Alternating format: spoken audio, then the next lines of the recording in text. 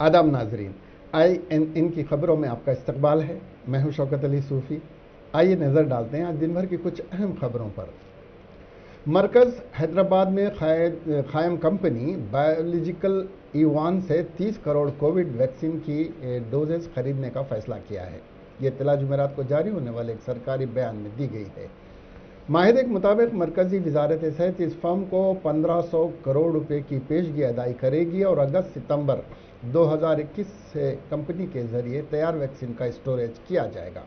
फिलहाल हयातियाती ई वैक्सीन के फेज 3 का क्लिनिकल ट्रायल्स जारी है।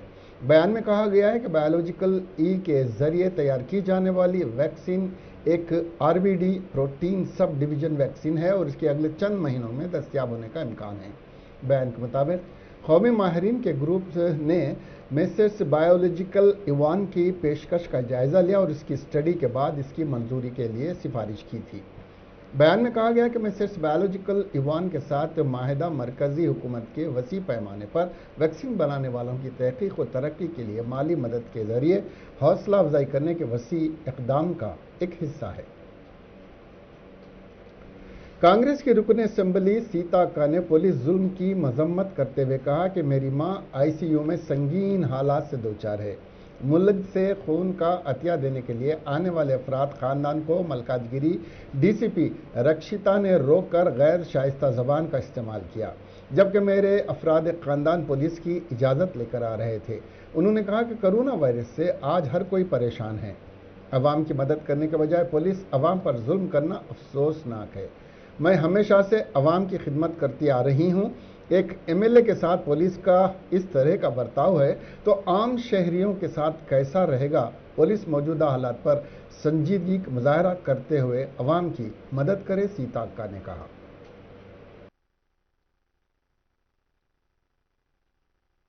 నేను మీ సీతక్క ఇప్పుడు మీరు చూస్తున్న వీడియో మా అమ్మ హైదరాబాద్ హాస్పిటల్లో చాలా తీవ్రమైనటువంటి అనారోగ్యంతో క్రిటికల్ సిచ్యువేషన్లో ఉంది.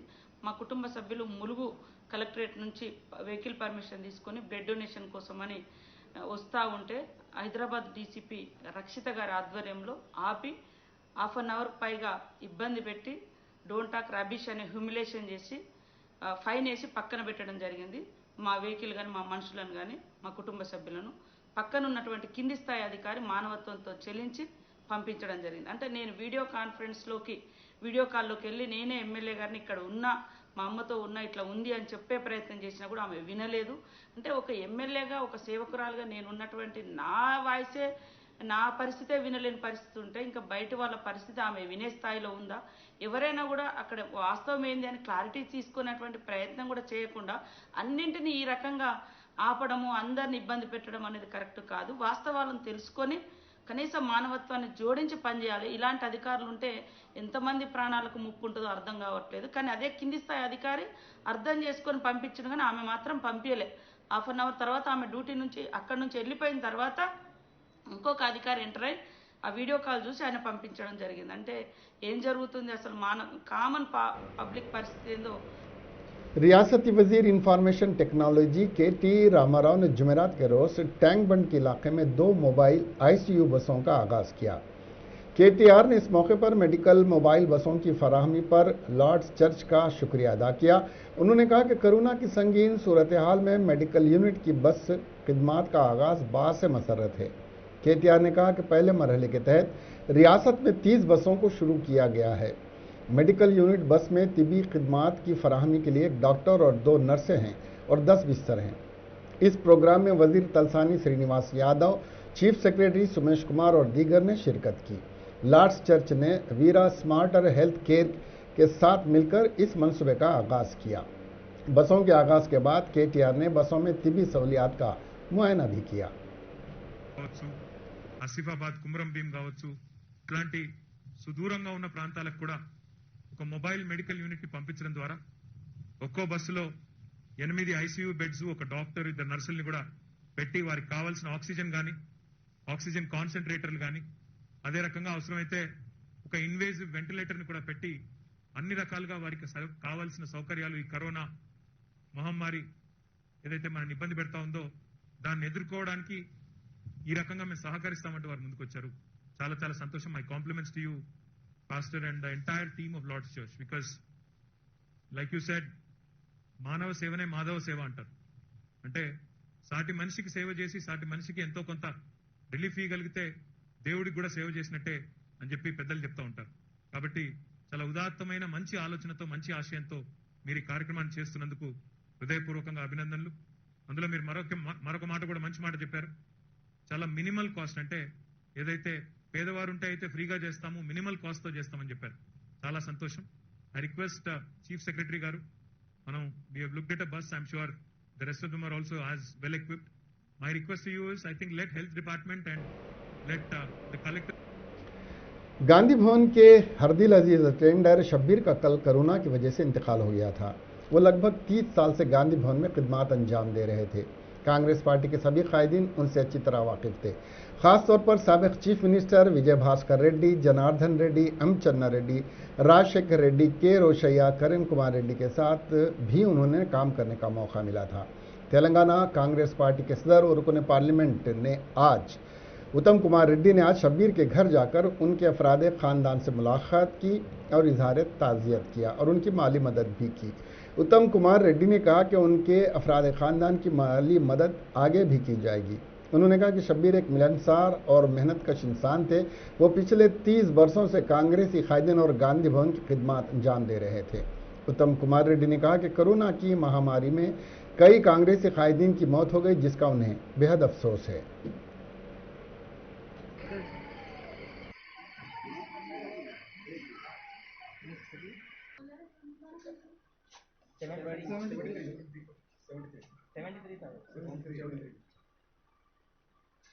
और हमारे काफी नजदीक थे हमारे लिए। हम तो सोच रहे हैं कि हमारा एक फैमिली मेंबर गुजर गए। और बाकी भाई क्या कर रहे हैं?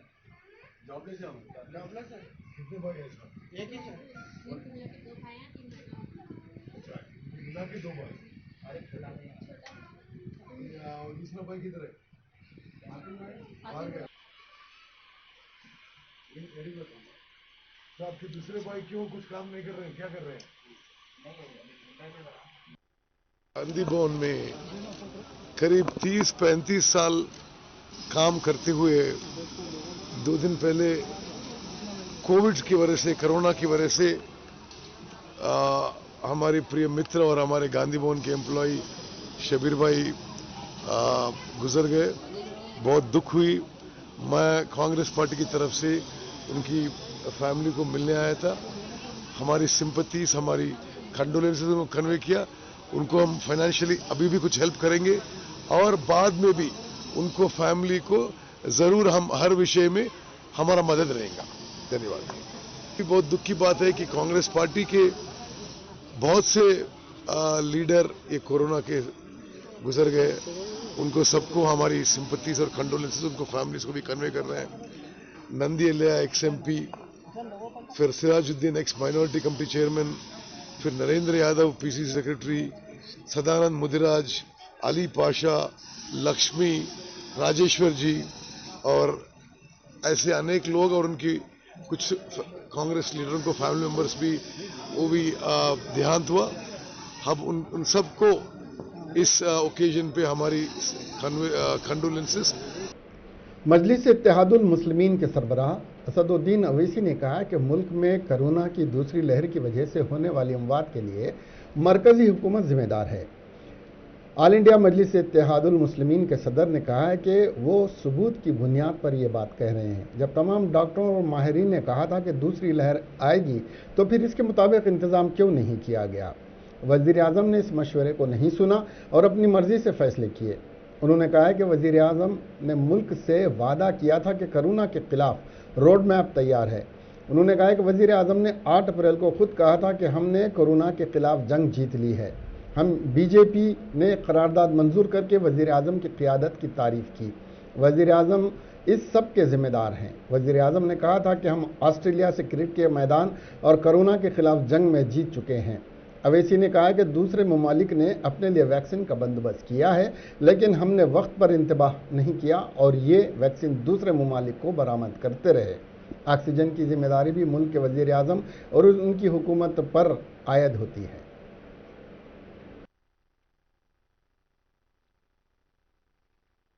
की बात अगर आप करेंगे तो वो अलग बहस है। मैं सिर्फ आपसे यह कह रहा हूं कि अगर आपको सिस्टम से क्या करना है वैक्सीन का ऑर्डर करने के लिए, आपको सिस्टम से क्या करना है ऑक्सीजन का इंतजाम करने के लिए, आप तो जो एग्जिस्टिंग इंफ्रास्ट्रक्चर कैपेसिटी है आप उसको स्ट्रेंथन नहीं कर सके। दिल्ली में ऑक्सीजन क्यों कम हुआ, इसका हमारे पास नहीं था क्या? यही सरकार करीब 100 से ज्यादा पीएसए ऑक्सीजन का ऑर्डर करती है, आपने क्या किया? सिर्फ 15 बने। इसका सिस्टम से क्या करना है इसको? ये इनकी नाअहली, इनकी इनकैपेसिटी को इनके मोदी के भक्त सिस्टम पर डाल रहे हैं। अरे आपका पहला वेव आ गया, चलिए दुनिया में किसी को नहीं मालूम था, हमने कोशिश की, मगर दूसरा वेव तो आएगा ना। ना आप वैक्सीनेशन का ऑर्डर करते हैं, ना आप सीरम को, कोवैक्सीन को एडवांस में कुछ पेमेंट करते हैं, पेमेंट देते हैं मार्च 2021 में। तो आप तो दावत दिए ना, जो आज इतने लोग जो भारत में मर रहे हैं, जो लोग परेशान हैं, यकीनन इसकी पूरी जिम्मेदारी मॉरली और कॉन्स्टिट्यूशनली। वजीर बरकी जगदीश रेड्डी ने कल्याण लक्ष्मी और शादी मुबारक के मुस्तफीद अफराद के घर जाकर कल्याण लक्ष्मी और शादी मुबारक के चेक तकसीम किए। इस मौके पर उन्होंने जिले सिवुरियापेट हल्के में आत्मकूर और चेवेमल्ला मंडल का दौरा किया। कोरोना के पेश नज़र वजीर के खुद घर घर जाकर स्कीम के इस्तेफादा कुनिंदगान को चेक्स हवाले करने पर इस्तेफादा कुनिंदगान ने खुशी का इजहार किया। वजीर के हमरा मुकामी नुमाइंदे और ओहदेदार भी मौजूद थे। इसके अलावा वजीर ने सूर्यापेट में 4 करोड़ रुपए की लागत से तामीर किए जाने वाले तिजारती मरकज़ और लाइब्रेरी इमारत की तामीरी कामों के लिए संग बुनियाद रखा। इस मौके पर खिताब करते हुए वजीर बरकी जगदीश रेड्डी ने माहौल के तहफ़्फ़ुज़ की बरकरारी के लिए शिराकतदार बनने की आवाम से अपील की है। उन्होंने कहा कि वज़ीर आला के CR की क़ियादत में रियासती हुकूमत की जानिब से मुनक़्क़िद किए जाने वाले हरिता हरम प्रोग्राम में हिस्सा लेना हर किसी की जिम्मेदारी है।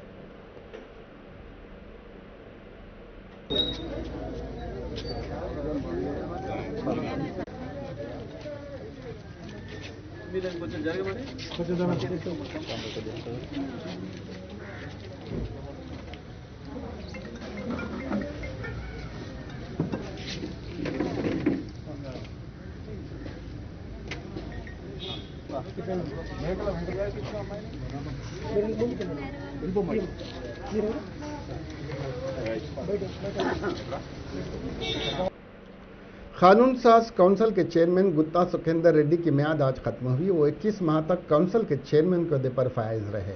डिप्टी चेयरमैन नीति विद्यासागर की म्याद कल खत्म हो रही है।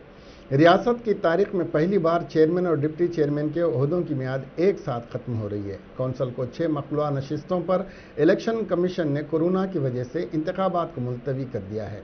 गुत्ता सुखेंदर रेड्डी और विद्यासागर दोबारा काउंसिल की तरफ देख रहे हैं। उनकी दोबारा तजदीद होगी या नहीं, ये फैसला तो चीफ मिनिस्टर के चंद्रशेखर राव करेंगे। गुत्ता सुखेंदर रेड्डी के हामियों को उम्मीद है कि उन्हें दोबारा काउंसिल के लिए मुंतखब करवाते हुए KCR दोबारा चेयरमैन का ओहदा देंगे। वजीर इमारात और शुआरे प्रशांत रेड्डी ने निजामाबाद के तहसील ऑफिस में अपनी ज़रई अराजी को धरानी पोर्टल में इंदराज कराने के बाद बताया कि वजीर आला के चंद्रशेखर राव के मुतारिफ करदा धरानी पोर्टल किसानों के लिए तोहफा इसलिए है कि इससे किसान अपनी अराजी की खरीद और फरोख्त अंदरून 15 मिनट करते हुए पासबुक हासिल कर सकते हैं। उन्होंने बताया कि इस तरह की सहूलत मुल्क की किसी भी रियासत में मौजूद नहीं है।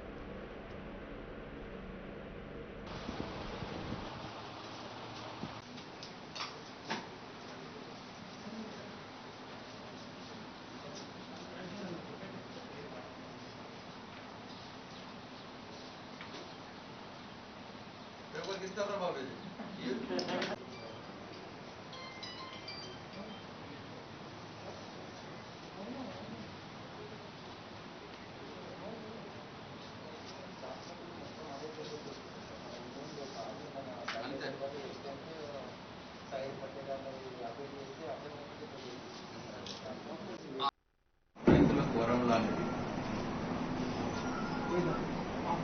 ఇది ఒక సాహసోపేతమైన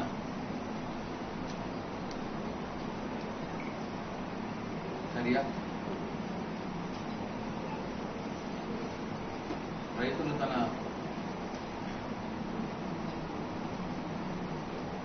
ఆత్మగా భావించే భూములు, పంట పొలాలు, పంట భూములు కొనుక్కోవాలన్నా అమ్ముకోవాలన్నా केरला के साहिल पर जुनूब मगरबी मानसून के आगाज के साथ ही जुमेरात की सुबह से ही तेलंगाना के मुतादी इलाकों में मूसलाधार बारिश हुई। ये बात ओहदेदारों ने बताई। बहुत से अजला में गरज, चमक और तेज हवाओं के साथ बारिश हुई, जिससे नशीबी इलाकों में पानी जमा हो गया। कई मुकामात पर धान की खरीदारी के मराकज में रखे हुए धान को नुकसान पहुंचा।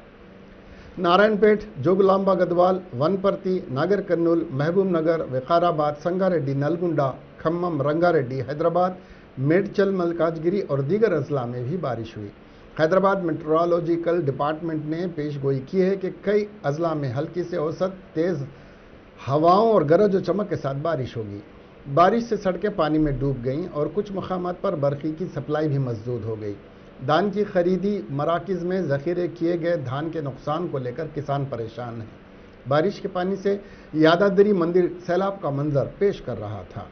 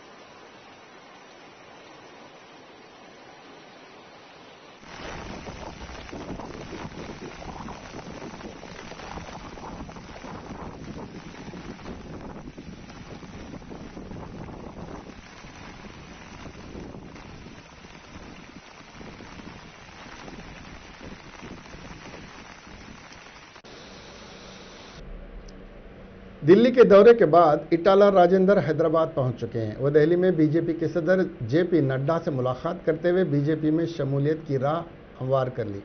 वो कल हुजूराबाद जाएंगे, जहां वो अपने कैडर और हामियों के साथ बीजेपी में शमूलियत के ताल्लुक से मुशावरत करेंगे। एक हफ्ते के अंदर इटाला राजेंद्र असेंबली की रुकनियत और टीआरएस की रुकनियत से इस्तीफा देने के बाद बीजेपी में शमूलियत अख्तियार करेंगे। जेपी नड्डा और इटाला राजेंद्र के दरमियान हुई बातचीत को राज में रखा गया है। जराये के बमूजिब बीजेपी ने इटाला को बड़ा ऑफर दिया है।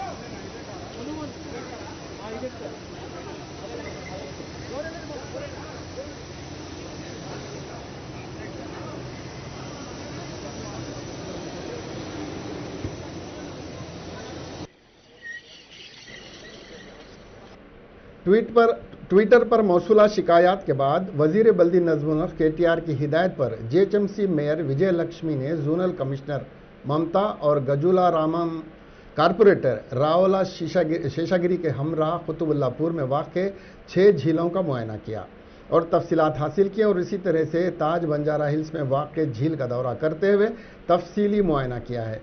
इस मौके पर मेयर ने तमाम झीलों को साफ रखने के साथ साथ वॉकिंग ट्रैक की तरक्की की भी हिदायत दी है।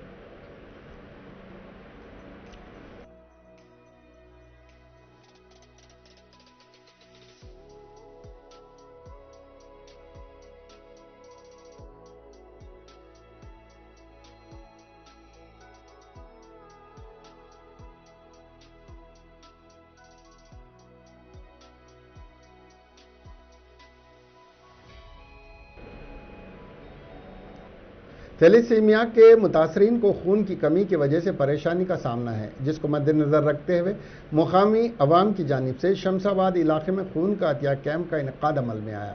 इस मौके पर शमशाबाद के डीसीपी प्रकाश रेड्डी ने मीडिया से बात करते हुए कहा कि कोरोना मरीजों को उस वक्त खून की अशद ज़रूरत है। शमशाबाद एयरपोर्ट पुलिस स्टेशन हुदूद में खून का अतिया कैंप का इनकाद बाअस मसर्रत है। उन्होंने कहा कि मुकामी लोगों के साथ मुख्तलिफ जमातों के कायदीन ने खून का अतिया दिया। उन्होंने खून के अतिया में शिरकतदार बनने वाले हर शख्स का शुक्रिया अदा किया।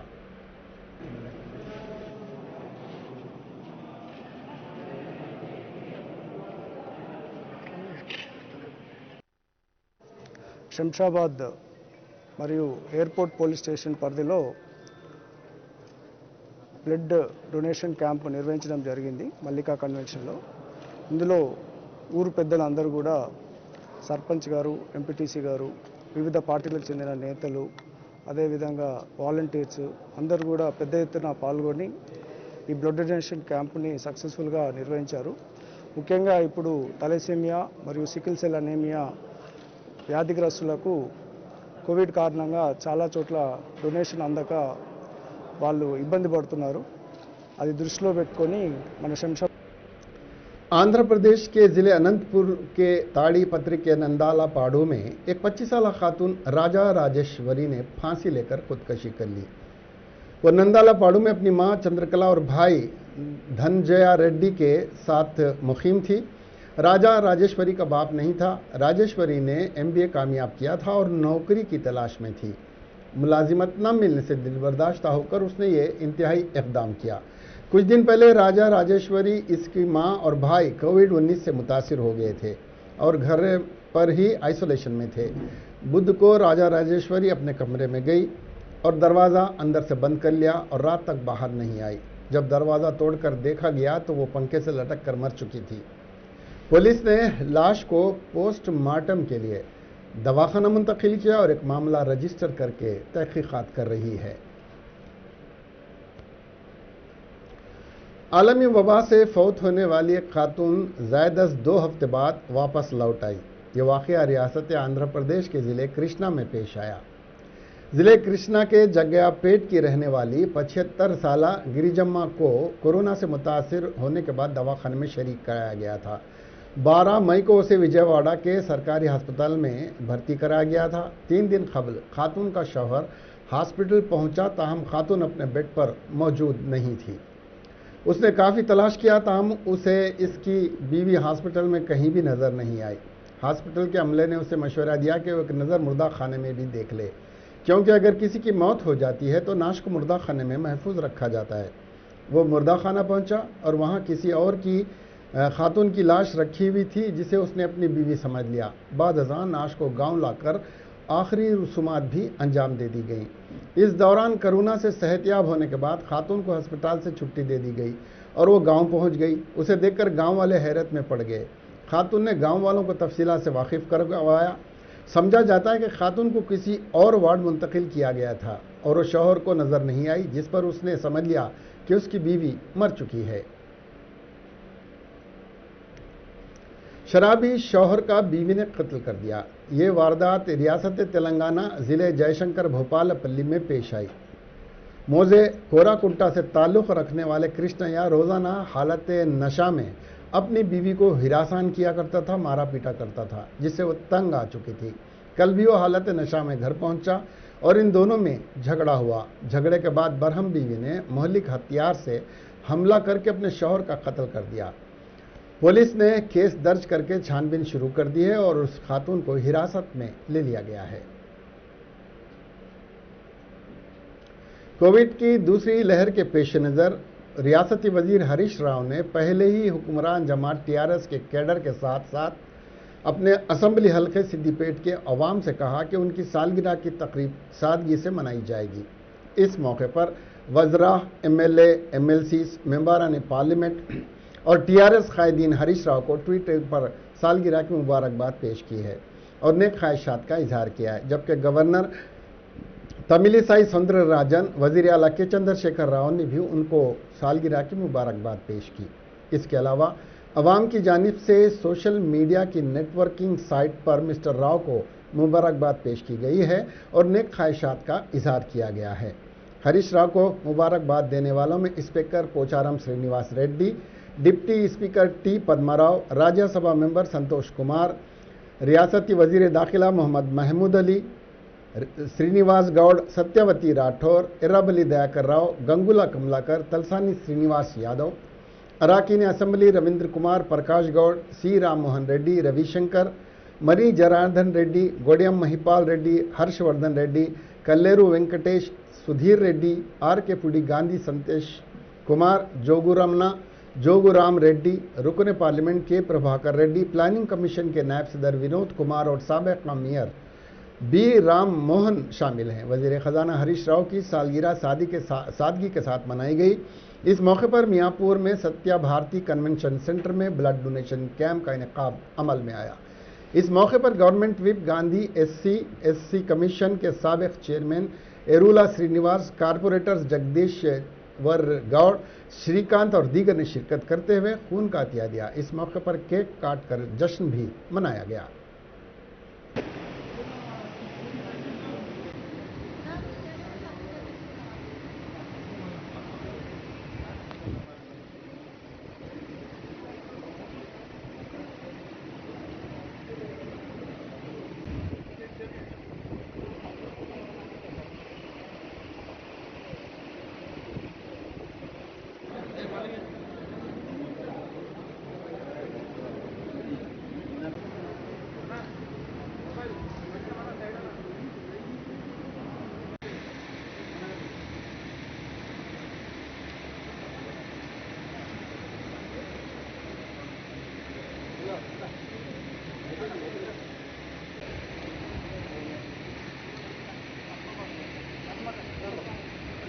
వెనక జరగండి అన్న కొంచెం బ్యాక్।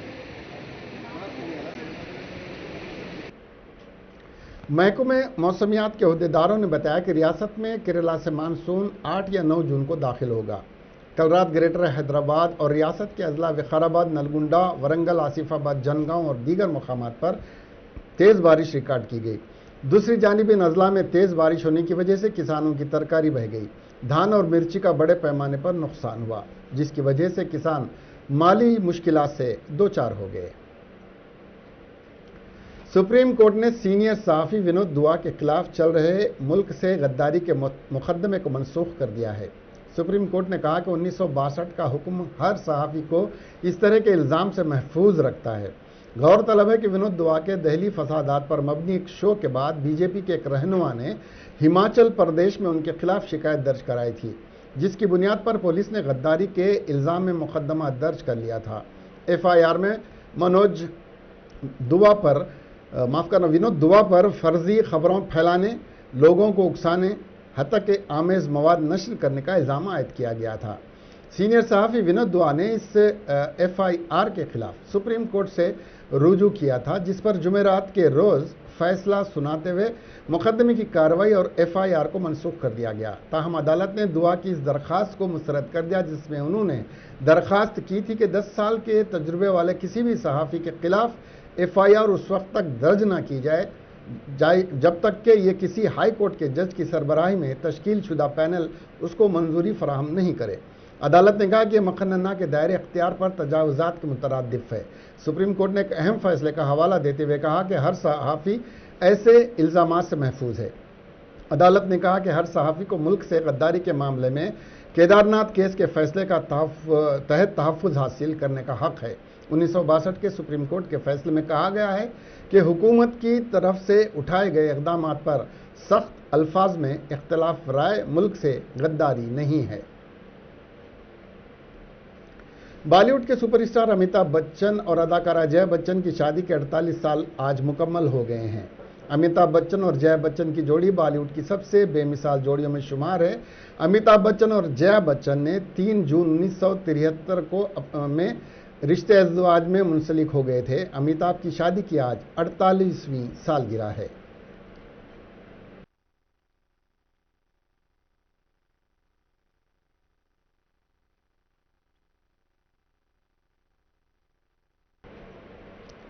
इसके साथ ही ये खबरें यहीं ख़त्म हुई। अब हमें दीजिए इजाज़त और देखते रहिए आपका अपना INN चैनल। खुदा हाफिज़।